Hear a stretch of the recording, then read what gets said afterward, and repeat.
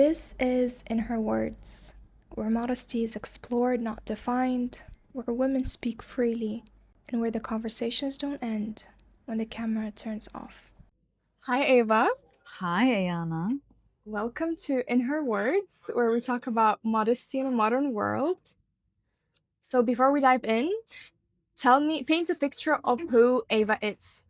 So to paint a picture about myself, I would say I'm a mixture of a lot of facets all in one. Okay. I would say as someone who is born and bred in London, having grown up in the Western world, and then now living in the UAE, which is, very different, but there's also a lot of similarities with the types of people that you have here in the UAE as well. I would say that's really made up parts of my identity. And I think I grew up as someone who was quite creative, but never really tapped into different elements of myself. And then I went down the more academic route and going into studying law and, working in prisons and then going back to tapping into my creative side, I think has really added many layers to who I am. And a lot of people who meet me think I'm very reserved at first, but I'm like the goofiest person in the world. It's quite hard to paint a picture of myself because there is so many layers to who I am, and I feel like I've lived so many lives. I feel like a cat, and I'm on my ninth life. And You're 9? ninth, yeah. Oh, you're started. Okay, You're on your I'm in the fourth. middle. I'm middle. 5. 5. Five. Four. And I think also the window on your world, everyone has their own window on their world. And I think my window is very abstract. And I think there's so much that makes up who I am. Yeah. I'm different. We're obviously going to talk about modesty. Now we start off with, what does modesty mean to you? Because you're a new hijabi, right? How long have you been hijabi? It's been a couple of months now, since August. How's it going? It's going well. Yeah. I think that I had an idea of what it would be like Okay. to become a hijabi, something that I've always wanted to try. And I thought that, there would be different elements that would impact my journey, like being a hijabi. Like I was quite fearful, I think, wearing it, especially in London. I feared, hearing stories from my friends who've been on the underground and get their hijab pulled off. And hearing stories like that is quite scary. And especially if you're someone who's new to exploring that, you want to feel safe. Yeah. And you want to feel accepted somewhat as you showing up for who you are. Yeah. But I think you hear certain stories and that really impacted my view of how I thought it would be becoming a hijabi. Okay. So I think in the UAE, I felt more safe to wear it and started exploring it, during Ramadan. Ramadan in the UAE is very nice. And I think to get to explore becoming more modest and more of yourself and to explore being a hijabi in the UAE is really nice and it feels very safe. Yeah. So there's certain experiences that I've had in the UAE, which has been really pleasant and unexpected in a very nice way. Okay. But there's also certain questions that I get asked that I didn't expect being in, we're in 2025 and I didn't think that certain expectations or ideas people have of someone who wears a scarf still exist in the UAE and also in the time of where we are, So it's been an interesting journey. I've liked it. I'm still exploring my hijab styles and using different materials. And it's nice to get inspiration from other hijabi girls as well. And to learn from other women who alhamdulillah, I have really strong women in my life. And I've been able to learn from them and get inspiration from them. So overall, it's been a really nice journey. Yeah. And I think it's just elevated me spiritually and mentally as well. And it's added another layer of aesthetic, which I like too. Okay. So I get to play with color and to play with outfits and different looks. And there's certain hijab looks that I try once and I'm like, I'm not doing this. Yeah. But it's all trial and error. Yeah, it's all trial and error. Yeah. Different to see how people greet you and look at you differently now. I've noticed that, which is So you definitely nice. saw that shift. I definitely saw the shift and I felt the shift as well. I think there was a certain level of respect that I started receiving, which was a surprise. I didn't feel that before and I didn't notice it before. Yeah.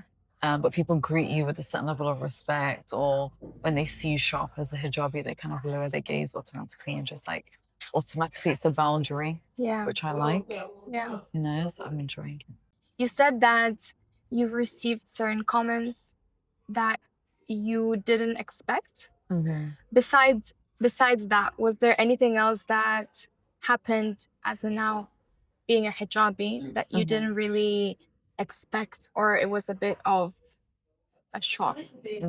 Good and bad? Both. Yeah. So I'd say the really nice, unexpected experiences I've had is that I've had a few DMs from girls who are like not hijabis, Yeah. and who I've either met through work or through experiences in life, whether they're still living in London or if it's even in the UAE. Yeah. And unexpectedly, they'll reach out to me and say, you know, you're really motivated me to want to become a hijabi as well. Really? And I'm like, oh my gosh, I never expected to have influence on Yeah. other people, because I'm still being influenced and I'm still learning and growing within myself. So to feel that I'm influencing someone for good so early in my journey as well Exactly. was really surprising and really sweet to receive like It's also, I messages feel like that. Yeah, motivating for you as well. And there's been certain instances as well where like I had a really bad day within myself and trying to like ground myself and remind myself of why I'm wearing the scarf because I had a bad day, or I had certain comments that I didn't really like where someone was questioning my decision in wearing it.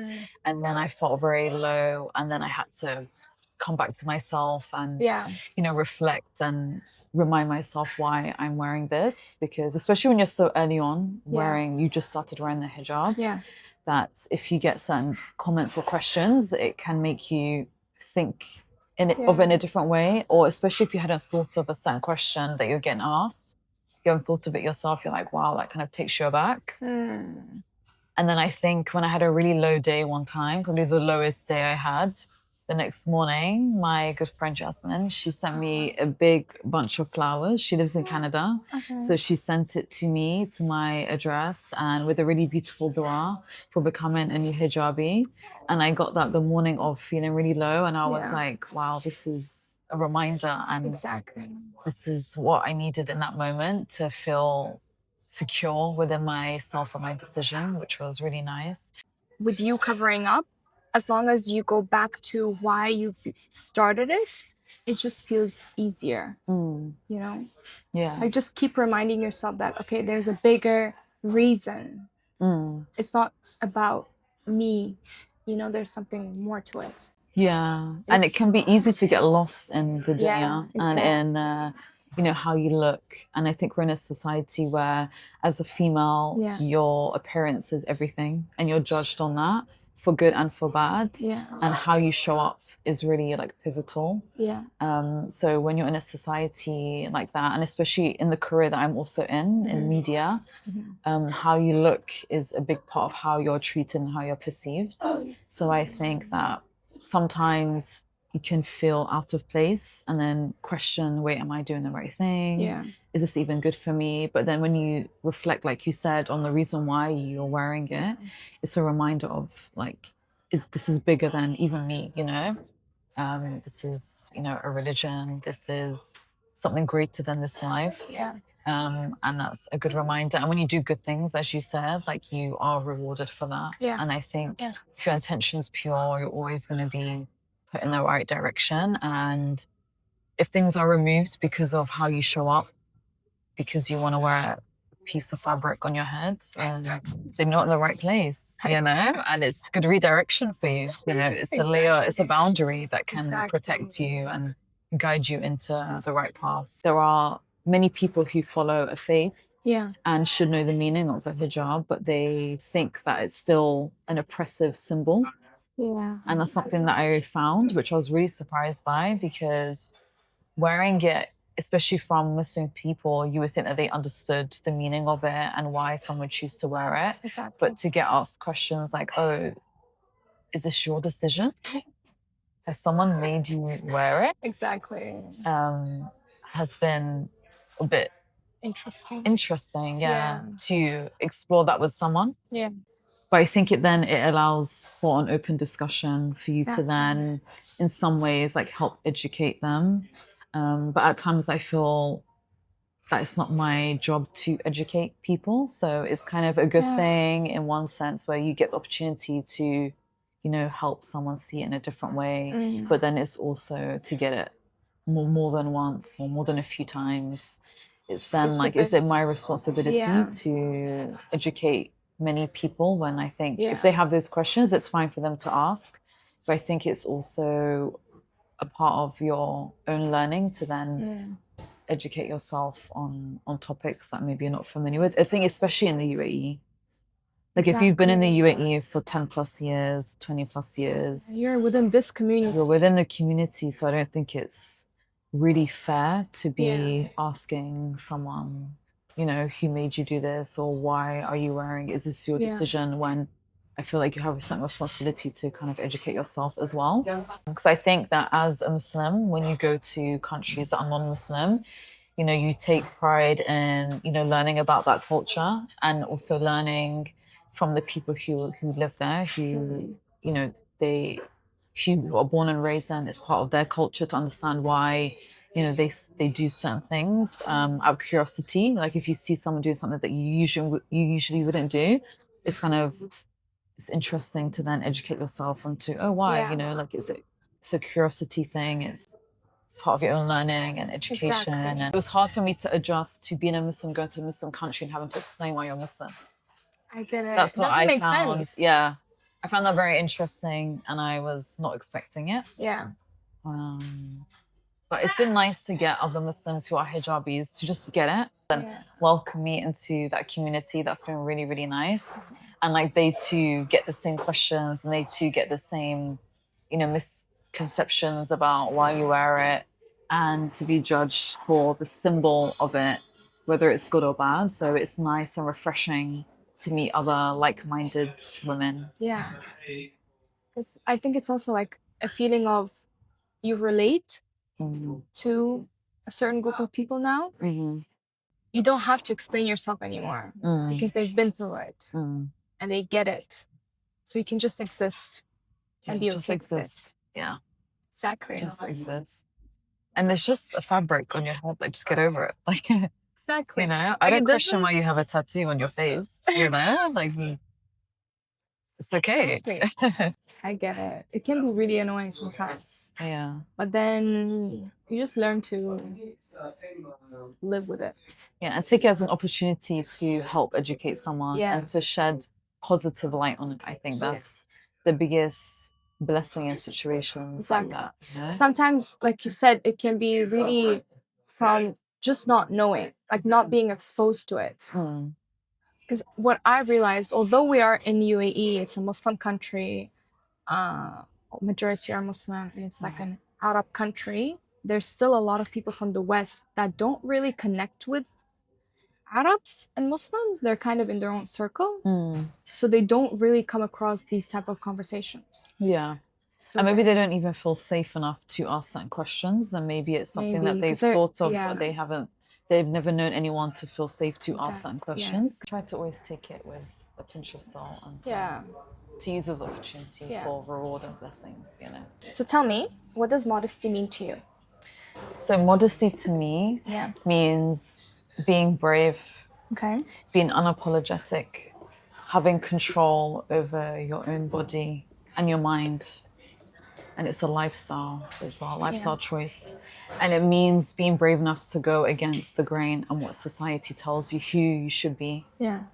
And I think modesty is important to preserving your energy and your space. For me, modesty has allowed me to take back the control.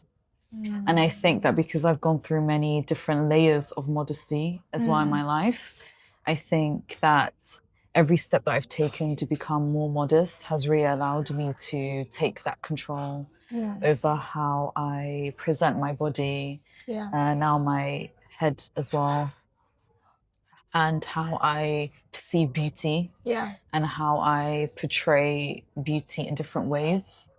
So I think that it's been a journey for sure. And it's definitely helped rewire my own perception of what modesty is, what beauty is, what protecting your body means. And there's even been a movement as well where a lot of women are choosing, women who don't necessarily follow a faith are choosing to not wear bikinis. They would rather wear like a tank top and, you know, like a one-piece suit to the beach because they want to control how their bodies are shown to like men, and to protecting themselves and how they feel comfortable in their own skin. And that movement was quite inspiring as well, because I think women who don't necessarily follow a faith do appreciate modesty and they feel different in it, and it feels like a more of a protective layer for themselves, whether that's even mentally, it doesn't have to be physically as well. A follow-up question, which is, do you think modesty is subjective? I do think it is. I think modesty can mean things to many different people. And I think that it also depends on your morals and your values and also your belief system that can also impact how you view modesty. And modesty in men and women is very different too. I think as a Muslim woman and as Muslim women, we have a view of modesty that can connect us all. And then we all have a direction that we try to strive for. So I think in that sense, it connects us, but also within that, there could be different layers to what modesty means to you and where you are in your life and in your journey as well.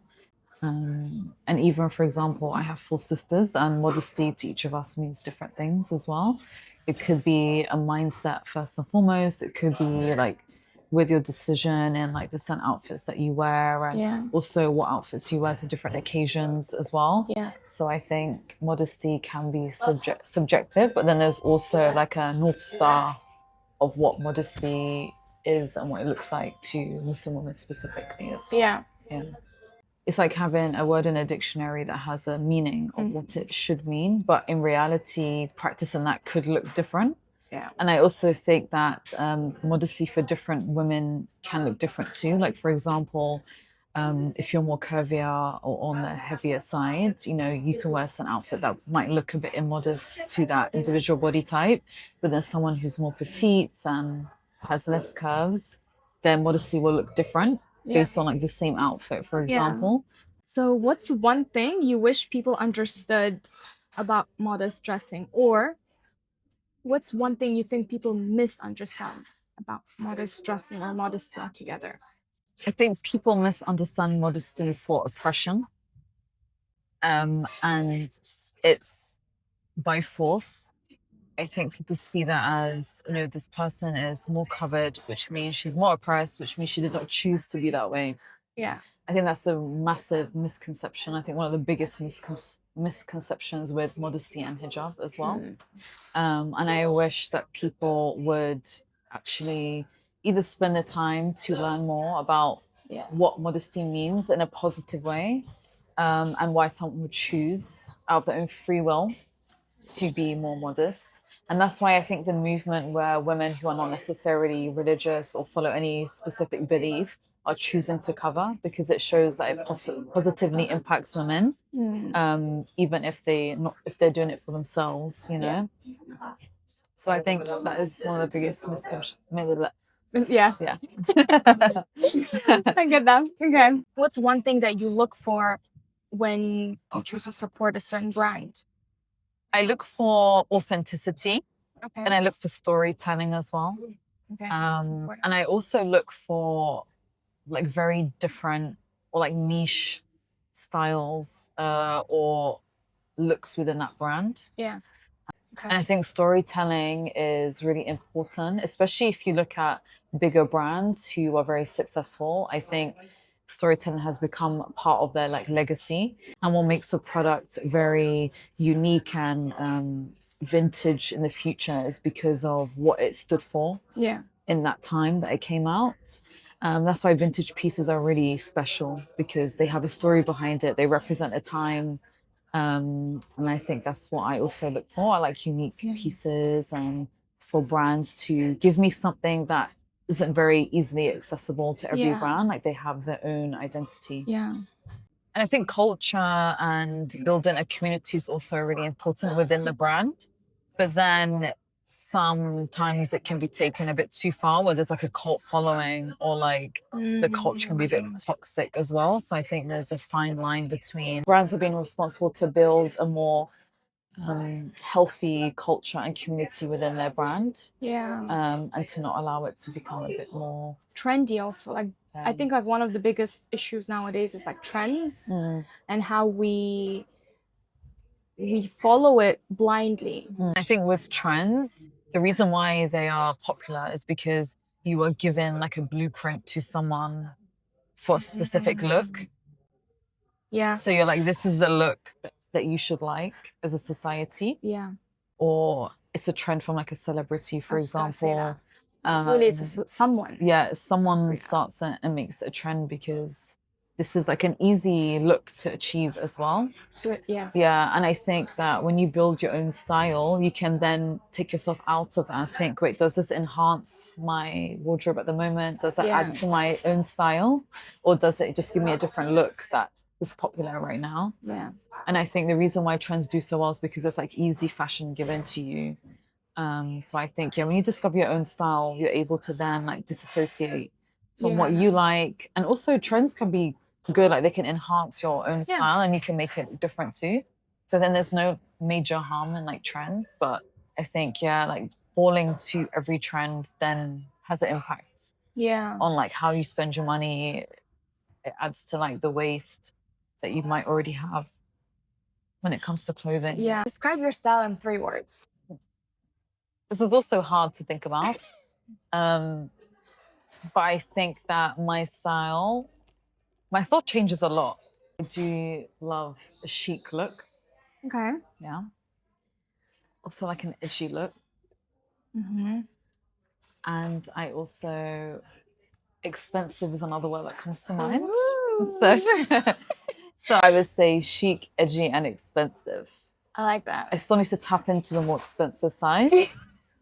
But that's definitely my style, whether I exude it or not. Yeah.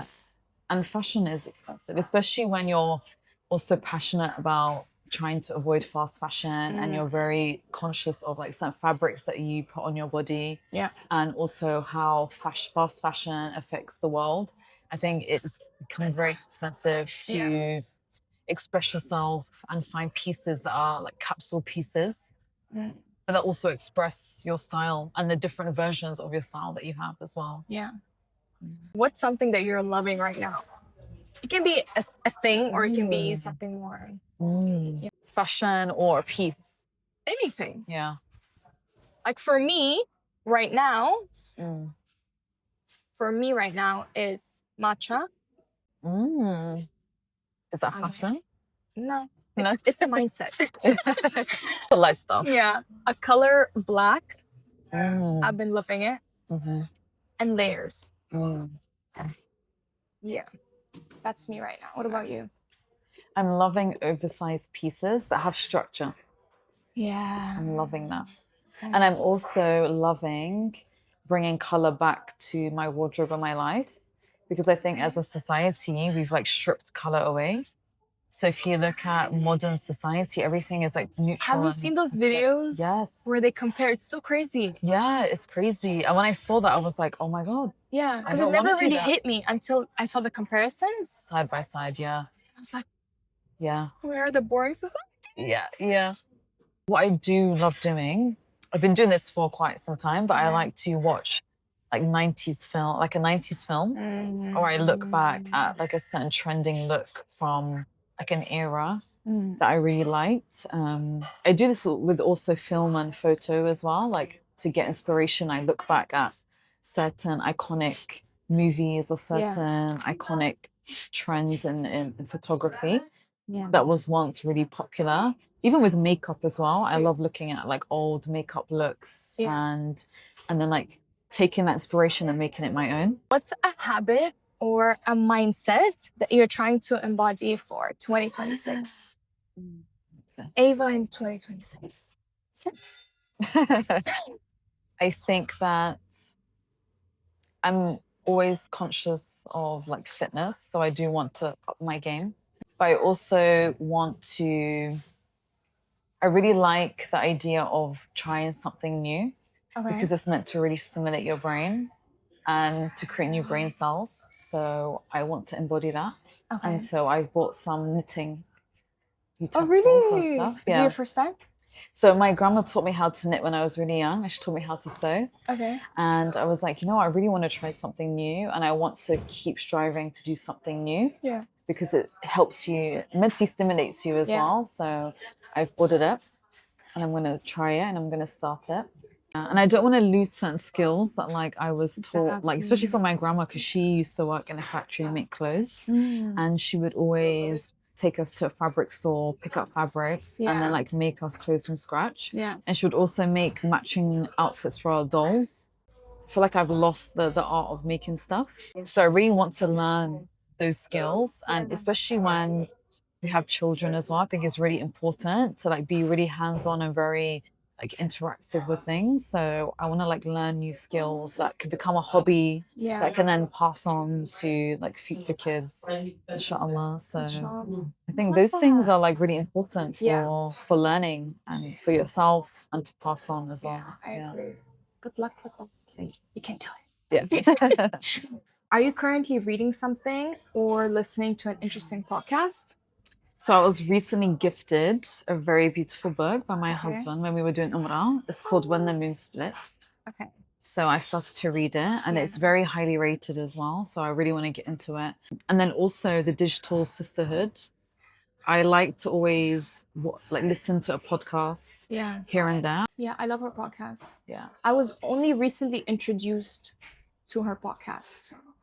So there's a lot of videos that I can still watch, and I'm excited. Yeah. She's, mashallah, mashallah. Yeah. For the sisterhood. Exactly. It's really important. Yeah. Yeah, definitely. It's been amazing. Yeah. Another podcast that I love for women is called Honesty Talk. And they talk about, again, like Muslim women, motherhood in Islam. And it's just like a very refreshing topics that nobody really talks about. How would you describe modern modesty? Modern modesty looks like exploring different textures, colors, cuts, and trends. Yeah, I agree. What advice would you give a girl starting her modest journey? Advice I would give to women who are starting their modest journey is to explore styles that they like, whether it's with their clothing, if they're becoming more modest with what they're wearing, and then if they're also becoming a hijabi, to explore styles. Yeah. And to also be unapologetic with how they show up as well, and to try to cancel out noise that might be around them. From either people, like even within their families or outside of their families, even within their community or their friendship circles, to just cancel out that noise and make it your own personal journey. Especially in the early stages, you don't have to explain yourself to people. Yeah. And I think you can make it, your own personal journey that you're exploring, and you can do it privately, you can do it publicly if you like. But I think, to definitely make it your own. Yeah. And to just be brave and unapologetic with it. And to not also be so hard on yourself. Yeah. I think to really just like relax those expectations that you might put on yourself even. And to take it at your own pace. Yeah. Step by step, day by day. Yeah. To not let it overwhelm you, and to not let other people's opinions and expectations also impact you and cloud like your own thoughts. And that's why it's really important to, I think, to have personal time when it comes to modesty and reflect on like, what does it mean to you? What does it look like to you? Yeah. Where do you want to go with it? And to make it your own private thing. And you can get advice from other women that you look up to. But I think taking advice from everyone will just so confuse you. So I think take it at your own pace, relax expectations, explore, be brave, and to just enjoy it. I love that. Just enjoy it. I love that. Well, Ava, thank you so much for sharing your world with me. Thank you. I love that. And I felt like I got to know you even more. Oh, thank you for having me. This was special. Yes. Very special. Thank you. Thank you. Can you Okay. ask me the first question again? What does modesty mean? Because I think I fumbled that one. And I think I was like, and I want it to be sharp. Yeah. It's the Okay. first question. It needs to Okay. be Do like, you have an answer?